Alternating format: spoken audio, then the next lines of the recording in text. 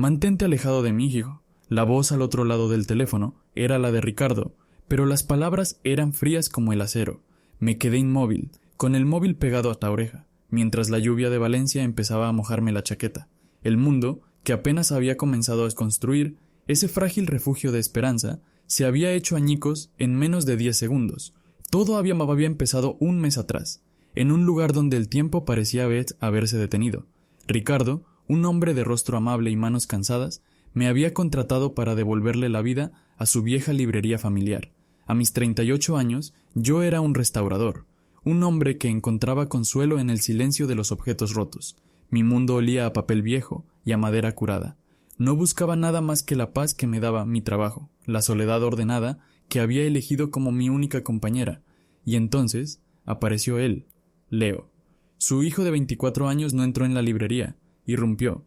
Lo hizo como una ráfaga de aire fresco del Mediterráneo que se cuela por una ventana cerrada durante demasiado tiempo, llevándose el polvo y llenándolo todo de una luz nueva y cegadora. Era artista.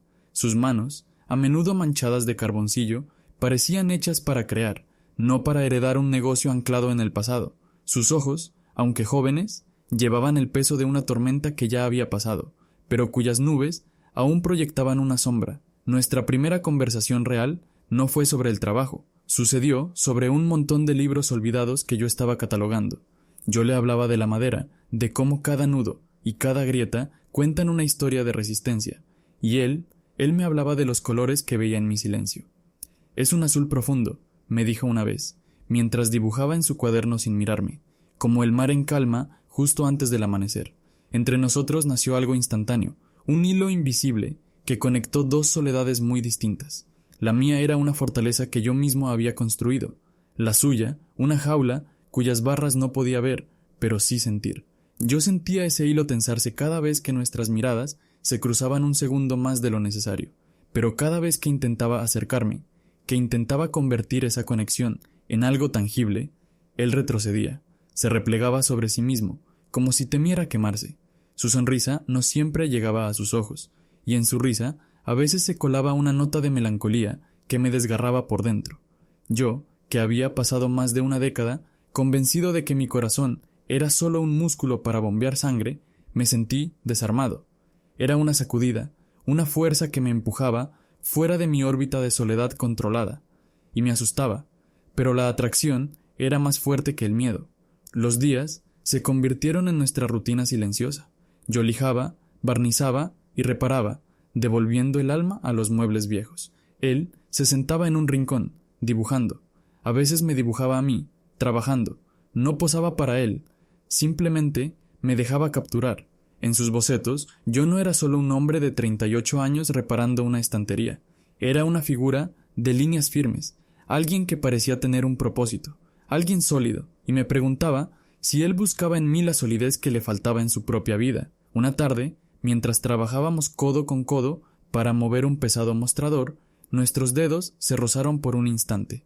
Fue un contacto eléctrico, breve pero intenso. El tiempo se detuvo, pude sentir su respiración entrecortada, y por un segundo, solo un segundo, vi en sus ojos un destello de anhelo, un deseo puro y sin defensas. Pero tan rápido como llegó, el momento se rompió.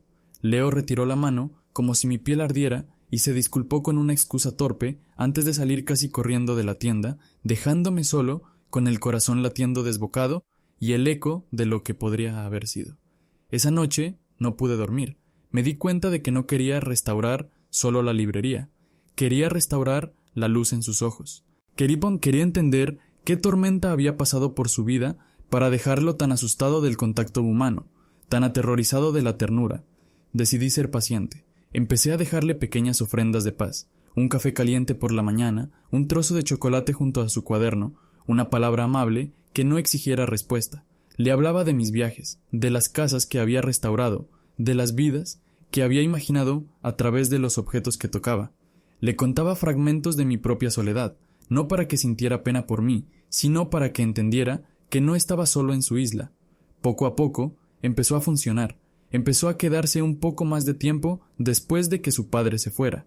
Sus sonrisas empezaron a alcanzar sus ojos. Un día, mientras el sol se ponía y teñía de naranja el polvo que flotaba en el aire, me mostró uno de sus dibujos. No era yo, ni la librería.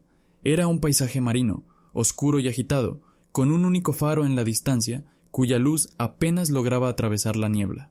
A veces me siento así, susurró, sin atreverse a mirarme. Su voz era apenas un murmullo, pero para mí fue con un grito. Me acerqué, rompiendo esa distancia de seguridad que siempre manteníamos. Me senté a su lado, tan cerca que nuestros hombros se rozaban. No lo toqué, solo me quedé ahí, compartiendo su silencio, dejando que mi presencia fuera un ancla en la tormenta que yo no sabía que estaba librando.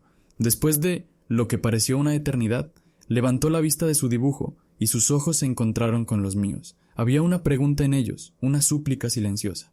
Y yo, que siempre había sido un experto en huir, supe que esta vez no podía hacerlo. No quería. No tienes que pasar por esto solo, Leo, le dije, y mi voz sonó más firme de lo que me sentía. Él no respondió, solo asintió lentamente, y por primera vez vi cómo una de sus murallas interiores se desmoronaba, dejando al descubierto una vulnerabilidad tan pura y tan hermosa que me dejó sin aliento. Me di cuenta de que estaba perdido. Estaba irremediablemente, aterradoramente, maravillosamente perdido. Y por primera vez en mi vida no me importaba no saber cómo encontrar el camino de vuelta. Estaba a punto de decir algo más, de romper por fin el hechizo, cuando su teléfono vibró sobre la mesa. El nombre de su padre brilló en la pantalla. La tensión volvió a su rostro al instante. Se levantó, se despidió con un gesto rápido y se fue, dejándome solo con la sensación de haber estado a 1 centímetro del cielo, solo para caer de nuevo a la tierra. Esa noche supe que tenía que tomar una decisión. Podía retirarme, volver a mi mundo seguro y predecible, o podía arriesgarlo todo por ese chico que dibujaba sus demonios y que, con solo una mirada, había puesto mi vida del revés. A la mañana siguiente llegué a la librería decidido hasta luchar, pero ya era tarde. El teléfono sonó y la voz de Ricardo, fría como el acero, pronunció esas 5 palabras que lo cambiaron todo. Mantente alejado de mi hijo. La llamada de Ricardo no había sucedido todavía. Era una sombra que se cernía sobre un futuro que yo desconocía, un eco lejano de una catástrofe por venir. En mi presente solo existía el eco del portazo de Leo y el silencio abrumador que había dejado tras su huida. Aquella noche, después de que se marchara corriendo, podría haber recogido mis herramientas y mi orgullo herido.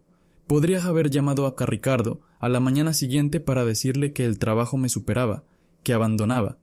Huir era mi especialidad, el arte que había perfeccionado durante 20 años. Era fácil, era seguro, pero mientras recogía los restos de mi compostura, la imagen de sus ojos, de ese destello de anhelo aterrorizado, se negó a abandonarme. Por primera vez en mi vida, la idea de escapar me pareció más dolorosa que la de quedarme y enfrentar lo desconocido. Así que decidí esperar. La paciencia es la primera herramienta de un restaurador. Aprendes que no puedes forzar la madera vieja a enderezarse. Tienes que entender su beta, respetar sus heridas y aplicarle calor y presión lentamente. Con Leo decidí aplicar el mismo principio. No lo presioné, no le pregunté por qué había huido. Al día siguiente actué como si nada hubiera pasado. Le preparé su café, como siempre, y volví a mi trabajo. El aire entre nosotros era denso, cargado de palabras no dichas, pero el silencio, en lugar de ser una barrera, se convirtió en mi aliado. Le daba el espacio que necesitaba, demostrándole que su miedo no me había ahuyentado. Hablaba de cosas seguras, de la historia de un escritorio del siglo XIX, de la técnica para aplicar pan de oro, de cómo el olor de la trementina me recordaba a mi abuelo. Creé un santuario de normalidad a su alrededor, un lugar donde no tenía que estar en guardia, y lentamente, como una flor que se abre al sol después de una helada, empezó a responder. Primero fueron monosílabos, luego frases cortas. Un día me sorprendió haciéndome una pregunta sobre mi trabajo. Otro día se quedó 5 minutos más después de que su padre se fuera. Esos pequeños gestos eran victorias silenciosas, ladrillos con los que estábamos construyendo un puente sobre el abismo de su desconfianza. Su presencia en la librería dejó de ser una visita y se convirtió en una constante. El rincón donde dibujaba se convirtió en su rincón. La librería se convirtió en nuestro espacio. Las conversaciones se volvieron más largas, más personales. Me contó sobre su pasión por el arte, cómo era la única forma en que sentía que podía ser completamente honesto, sin filtros ni miedo al juicio. Yo, a mi vez, le confesé cómo me escondía detrás de mi trabajo, cómo la soledad se había convertido en una armadura tan pesada que a veces olvidaba cómo quitármela. Estábamos trazando los mapas de nuestras heridas sin siquiera darnos cuenta. El momento que lo cambió todo llegó una noche de jueves. Una tormenta de verano había estallado sobre Valencia, atrapándonos en la librería. Ricardo se había ido temprano. La lluvia golpeaba los cristales con furia, creando una burbuja de intimidad, aislándonos del resto del mundo. Estábamos sentados en el suelo, rodeados de libros, compartiendo una botella de vino que yo guardaba para ocasiones especiales. Él estaba inusualmente callado, perdido en sus pensamientos mientras observaba la lluvia.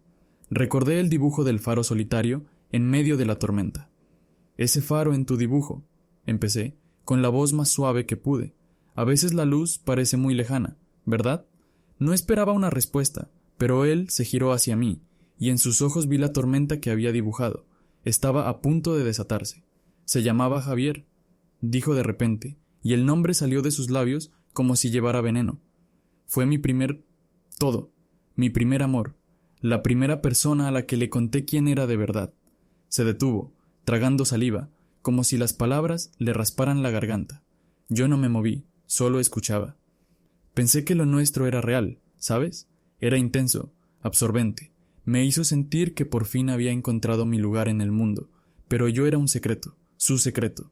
Él venía de una familia conservadora, tenía miedo, y yo lo entendía, pero el amor me hizo estúpido.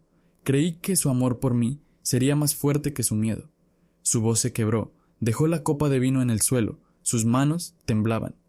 Un día, unos amigos suyos nos vieron. No pasó nada, solo estábamos paseando, pero la forma en que nos miramos fue suficiente. Lo presionaron, le preguntaron, y él se rompió, pero en lugar de defendernos, me usó como escudo. Les contó todo, pero no como algo nuestro, sino como una anécdota, una fase extraña por la que estaba pasando. Me expuso ante todos para salvarse a sí mismo.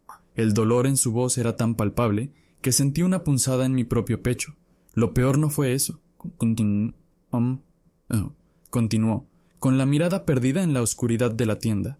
Lo peor fue lo que vino después. Cuando sus amigos empezaron a mirarme con desprecio, cuando los rumores se extendieron, él simplemente desapareció. Dejó de contestar mis llamadas. Me bloqueó. Me dejó solo para recoger los pedazos, para enfrentar un mundo que de repente me señalaba con el dedo. Me hizo sentir que mi amor era algo sucio, algo de lo que había que avergonzarse. Finalmente me miró, y sus ojos eran dos pozos de dolor. Desde entonces, no puedo confiar en nadie. Cada vez que alguien se acerca, solo puedo pensar en cuándo se irá, en cómo me abandonará. Pensé que el problema era yo, que no era lo suficientemente fuerte o lo suficientemente valioso para que alguien se quedara.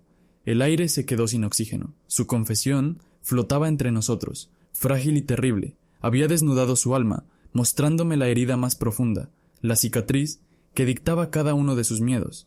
En ese momento, tuve dos opciones. Podía darle una palmada en la espalda y decir un torpe «lo siento», o podía demostrarle que estaba equivocado. No aparté la mirada, no me moví hacia atrás. Hice exactamente lo contrario. Me acerqué, lentamente, hasta que mis rodillas rozaron las suyas. Extendí mi mano y tomé la suya.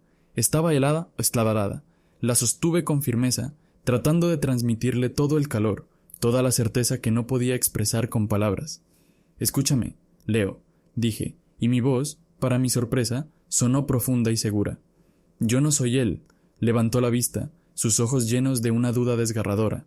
«No voy a decirte que entiendo tu dolor, porque no puedo, pero sí puedo prometerte una cosa».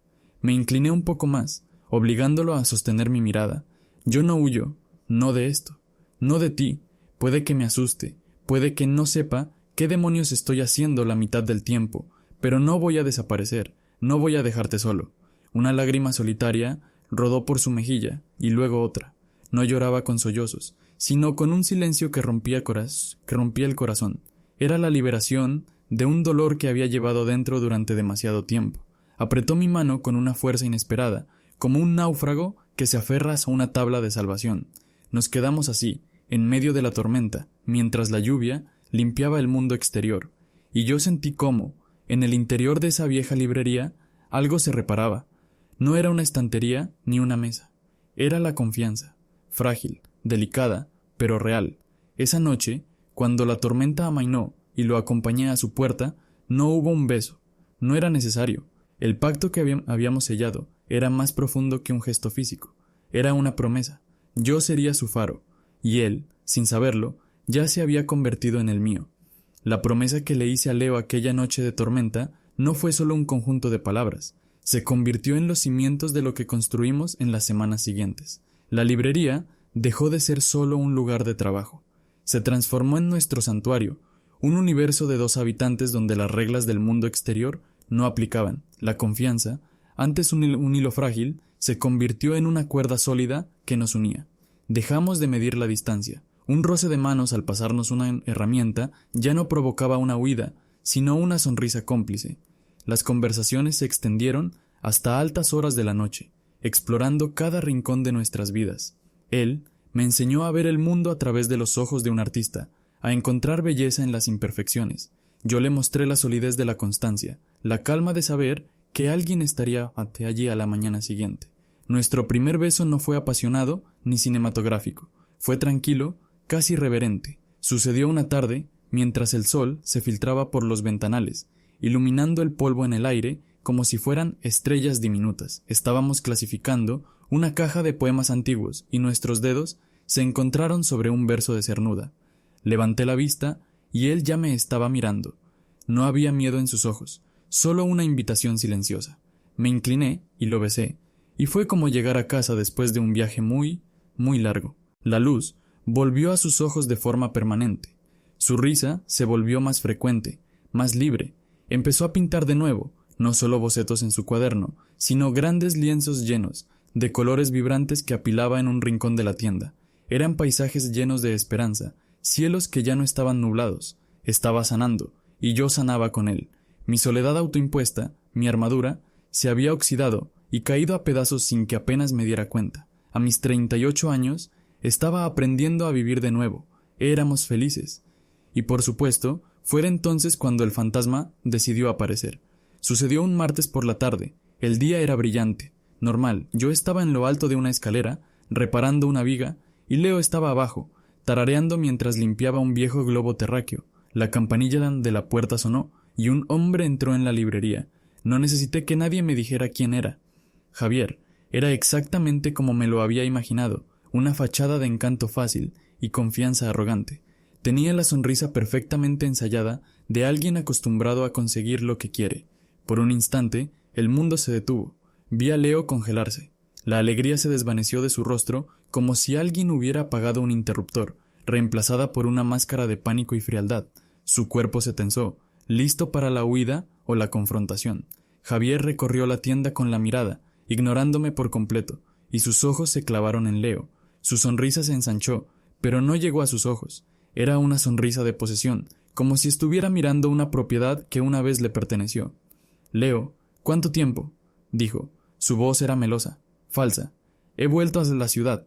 Pensé en pasar a saludar». Leo no respondió. Se limitó a mirarlo, y en ese silencio había un océano de resentimiento.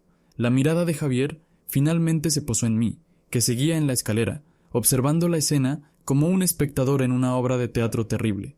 Me analizó de arriba a abajo, y su sonrisa se torció en una mueca de desdén. Vio mi ropa de trabajo, mis manos manchadas de barniz. Vio, sobre todo, la forma en que Leo se había colocado sutilmente más cerca de mí, como buscando refugio. Lo entendió todo en un instante, y supe, por el destello fugaz de veneno en sus ojos, que no lo iba a permitir. «Así que esto es lo que haces ahora», dijo Javier, dirigiéndose a Leo, pero mirándome a mí. «¿Cambiando tus pinceles por... esto?».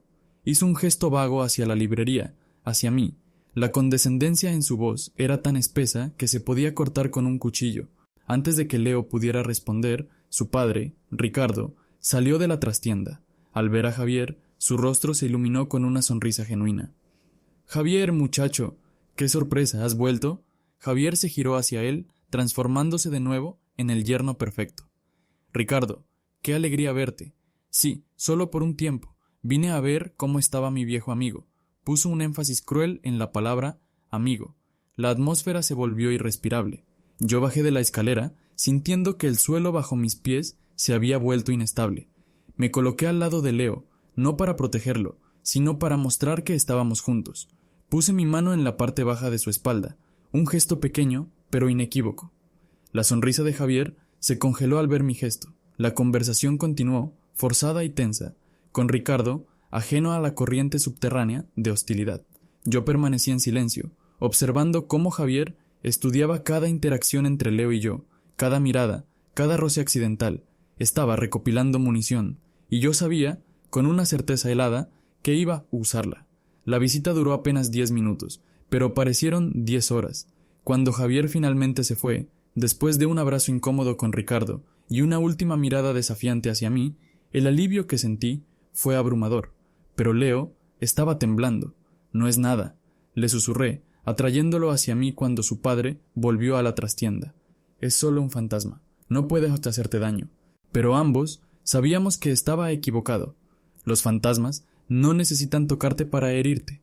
El ataque no tardó en llegar. Sucedió esa misma noche. Yo ya estaba en mi apartamento cuando mi teléfono sonó. Era Ricardo. Su tono, normalmente cálido y paternal, era cortante como el hielo. «Mateo, tenemos que hablar», dijo, sin preámbulos. «Javiera ha estado aquí, ha cenado con nosotros». Mi estómago se encogió. «Me ha contado cosas», continuó Ricardo, y pude oír la confusión y la ira luchando en su voz. «Cosas sobre ti y Leo. Me dijo que te aprovechas de él, que sabes lo vulnerable que es y que lo estás manipulando, que eres igual que los demás, solo que más viejo y más listo». Cada palabra era un golpe. Podía imaginar perfectamente la escena. Javier, con su cara de niño bueno, sembrando veneno en la mente de un padre preocupado, apelando a sus miedos, retorciendo nuestra relación hasta convertirla en algo sórdido y depredador. «Ricardo, eso no es verdad», intenté defenderme, pero mi voz sonaba débil. «¿Sabes que quiero a tu hijo? Que quiero a tu hijo». «¿Lo quieres?», espetó él. «¿O quieres apoyar a un chico joven y confundido al que puedes moldear a tu antojo? Tiene 24 años, Mateo, y tú tienes 38. ¿Qué estás haciendo? ¿Qué clase de futuro crees que puedes ofrecerle?». El golpe final, sin embargo, no fue la diferencia de edad, fue algo mucho más profundo. Javier me dijo que él ya intentó ayudar a Leo, pero que Leo es inestable, que se obsesiona, y que tú estás alimentando esa obsesión. Me ha pedido que intervenga antes de que le hagas más daño del que ya tiene. La manipulación era brillante en su crueldad. Javier no solo me había pintado como un villano, sino que había reabierto la herida más profunda de Leo, usando su pasado como un arma contra nuestro presente.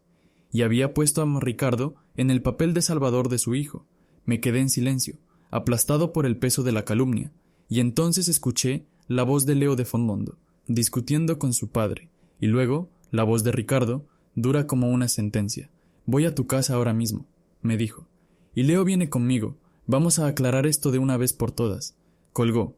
Me quedé mirando el teléfono, sintiendo cómo el pánico me subía por la garganta. Iban a venir, padre e hijo, un padre convencido de que yo era un monstruo, y un hijo cuyo frágil mundo estaba a punto de ser destrozado por segunda vez. Y yo estaba en el centro de todo. La promesa que le había hecho a Leo resonaba en mi cabeza. Yo no huyo. Pero por primera vez en semanas, el viejo instinto, el cobarde que vivía dentro de mí, empezó a gritar. Gritaba que cogiera mi chaqueta, que saliera por la puerta y no mirara atrás, que huyera antes de que la tormenta, esta vez, me destrozara a mí también. El sonido del timbre fue como una sentencia. Cada fibra de mi ser gritaba una única palabra: «Huye». La puerta era la frontera entre la seguridad de mi soledad y el caos que esperaba al otro lado. Por un instante, el viejo Mateo, el hombre que había convertido la evasión en un arte, tomó el control.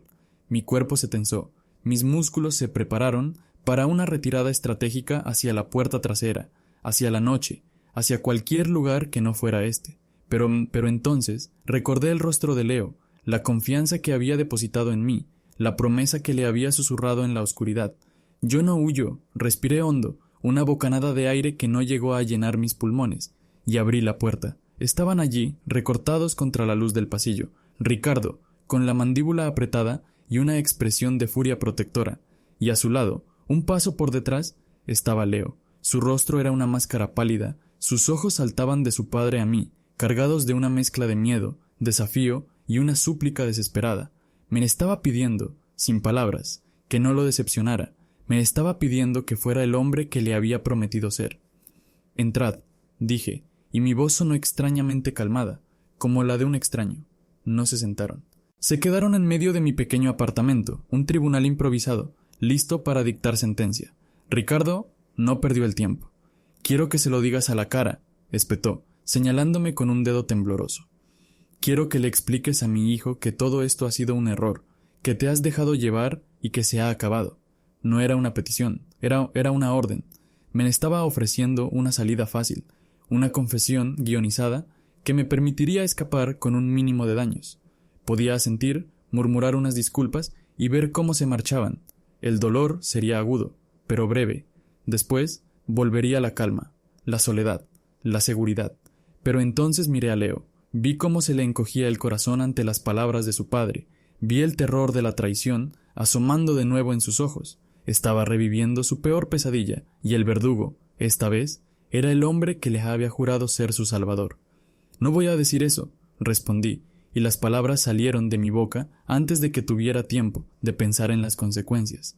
Porque no es verdad. La expresión de Ricardo se endureció hasta convertirse en granito. «¿Y cuál es la verdad, Mateo? La verdad es que un hombre de casi 40 años se ha encaprichado de un chico que podría ser su hijo. ¿Que te estás aprovechando de su confusión? La verdad», dije, dando un paso al frente, acortando la distancia, «es que tu hijo es la persona más valiente y brillante que he conocido. La verdad es que me ha enseñado más sobre la vida en 2 meses que yo en los últimos 20 años.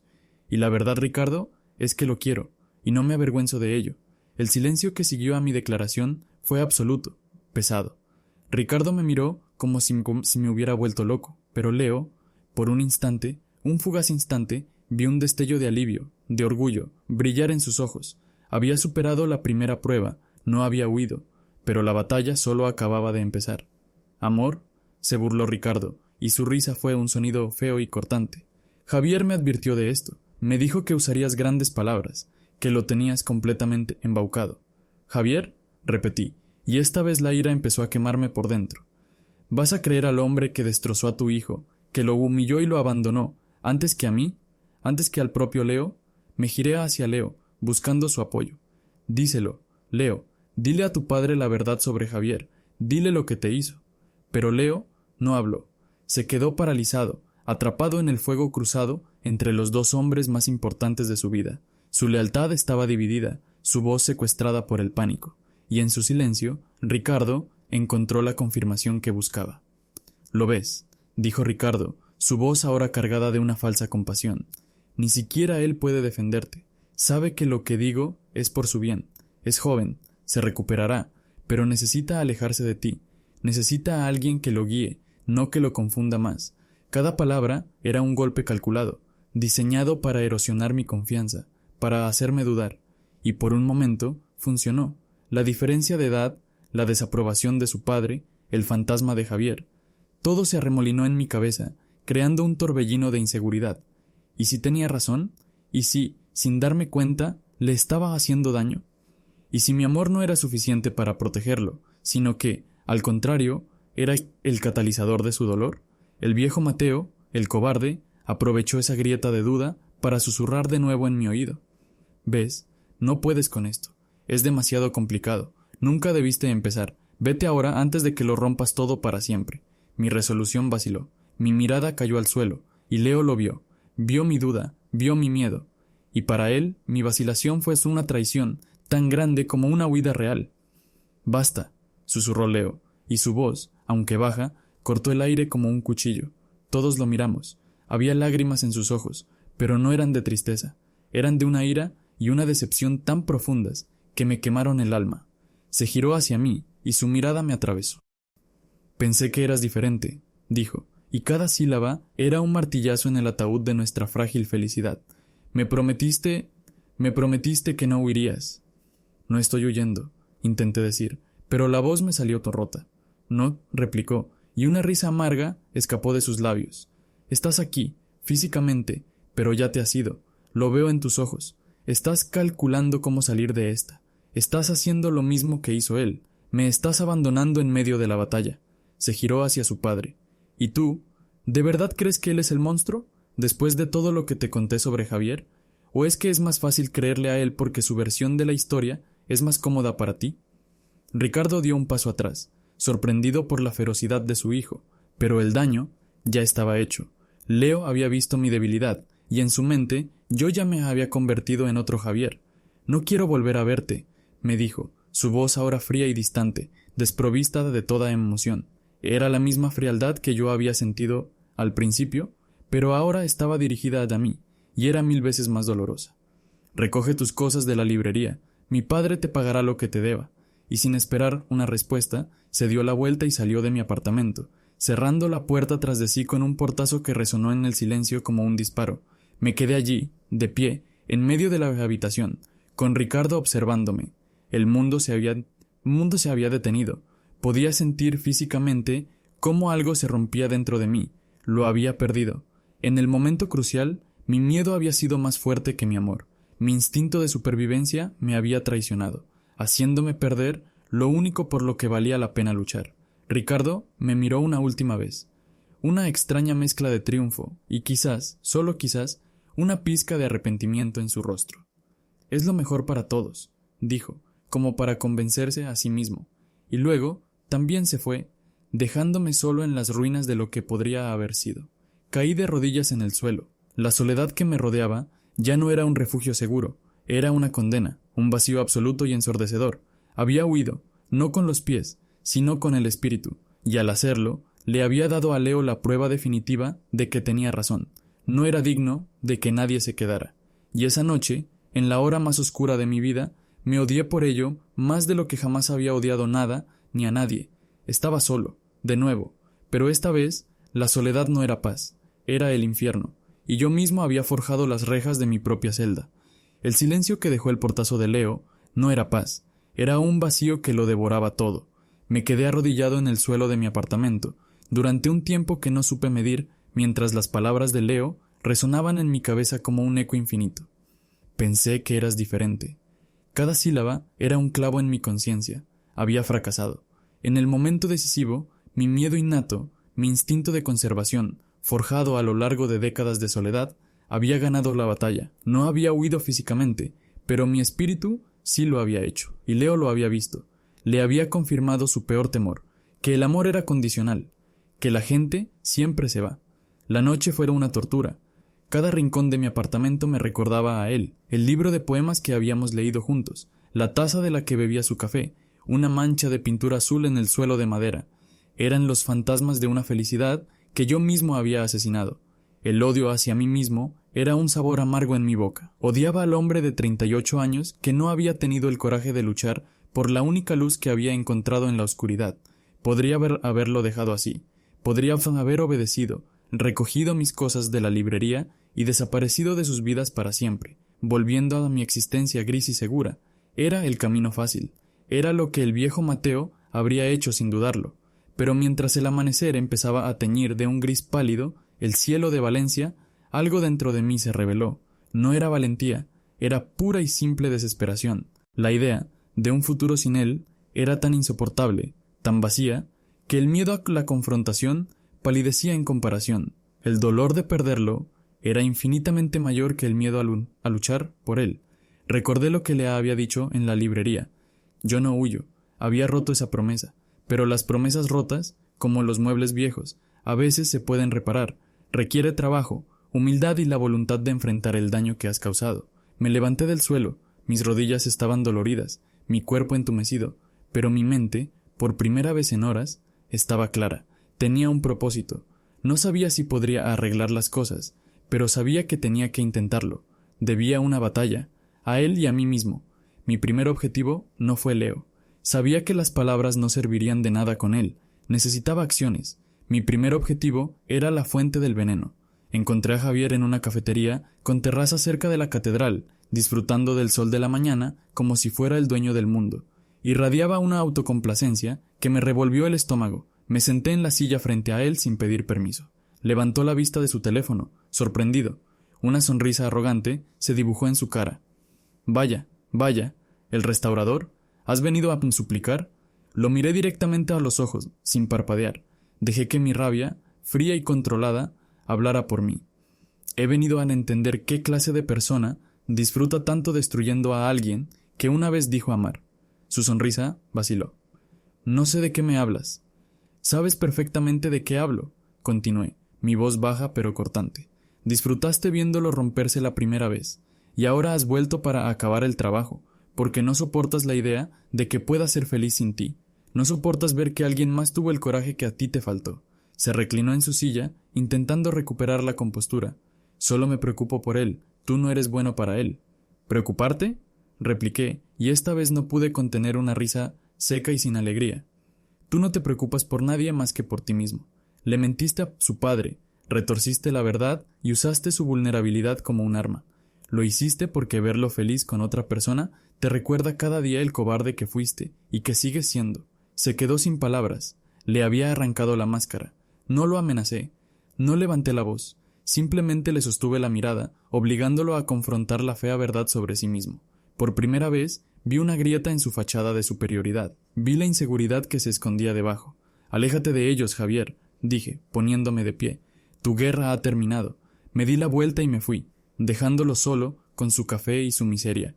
No había ganado una victoria para mí, pero había neutralizado al enemigo. Mi siguiente parada fue la casa de Ricardo. Me abrió la puerta con una expresión de sorpresa y hostilidad. ¿Qué haces aquí? Te dije... No he venido a discutir, lo interrumpí, con una calma que no sentía. He venido a decirle algo que debí decir ayer. No voy a pedirle que me acepte, ni siquiera que me entienda. Solo le pido que vea a su hijo, de verdad. Me miró, confundido. Usted ve a un chico frágil al que hay que proteger, continué. Yo veo a un hombre que ha sobrevivido a una traición que habría destrozado a muchos. Ves un artista con un talento inmenso, que convierte su dolor en belleza. Veo a alguien que, a pesar de todo, sigue teniendo el coraje de abrir su corazón. Su hijo no es débil, Ricardo, es la persona más fuerte que conozco, y se merece a alguien que luche por él, no que huya. Ayer yo no fui ese hombre, pero pienso serlo a partir de hoy, le guste o no. Me di la vuelta para irme, pero su voz me detuvo. Javier, empezó, y había una nota de duda en su voz. Él parecía tan convincente. Los mejores mentirosos siempre lo parecen, respondí sin girarme, y me fui. Había plantado una semilla de duda, el resto dependía de él. Finalmente, el último destino, la librería, nuestro santuario profanado. Entré usando mi llave. Leo estaba allí, de espaldas a mí, metiendo mis herramientas en una caja con una rigidez furiosa.